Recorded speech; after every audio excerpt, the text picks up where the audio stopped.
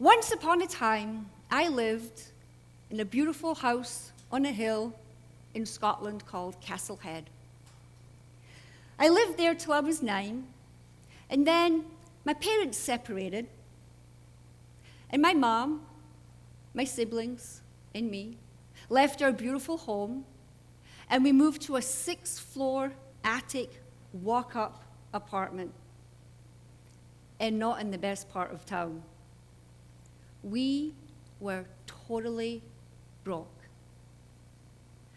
But even so, when my mom's friend John told my mom he knew a way for her to fiddle the electric meter so she'd get free electricity, my mom was horrified. But some of the flats had both gas and electric, but we were all electric. And electricity was so expensive, and at times there was just not enough money to go around.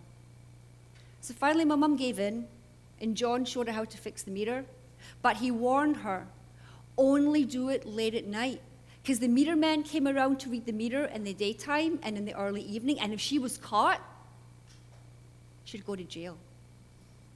So at first she did it reluctantly, sparingly, always late at night.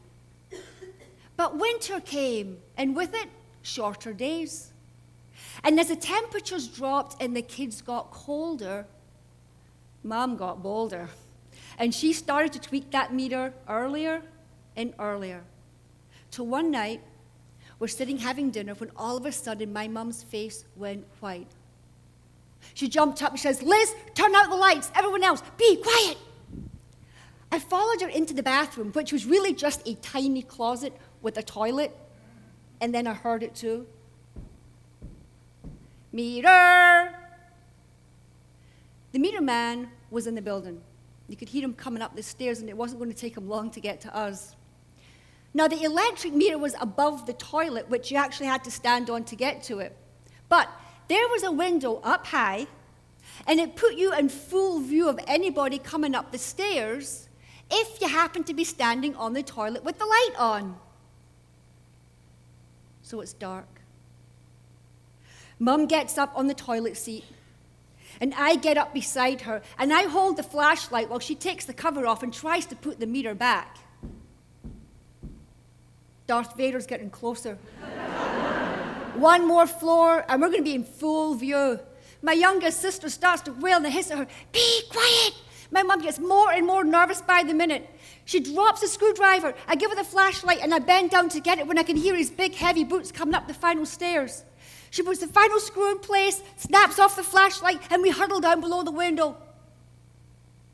And there is silence, except for 2 hearts pounding. And then we hear, as he comes up the last steps, goes right past our door to the neighbor's house. And we hear, "Meter, gas, gas, gas."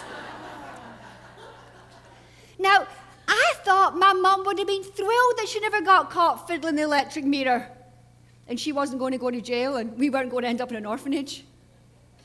But when I looked over at her, she looked exhausted. And at the time, I didn't really understand why. It wasn't until years later that I understood. You see, my mom's core values are honesty, integrity, and responsibility. And every time she turned that meter off, it went against everything she valued. And that eroded her self-worth and her joy. She knew she wasn't being true to herself and that someday it would catch up with her. The meter man was simply a self-fulfilling prophecy. So what's the meter man in your life? Are there any places that you're giving away your power because you're not being true to yourself? See, in every moment of every day, we are constantly prioritizing one value over another. And the things that we say are important to us are not always given the time and the energy and the attention they deserve. But it is impossible to be happy and balanced and fulfilled in life if one or more of our core values are being compromised. So now, no matter how challenging life gets, beware the meter man. Don't sacrifice your values, your power, your energy, or your joy. In fact, in the words of one of my favorite dance teachers, Mrs. Jameson would draw us all up at the bar. She'd say, ladies, I don't care how many pirouettes you can do. I don't care how high you kick your leg. All I care about is that when you dance with full wattage.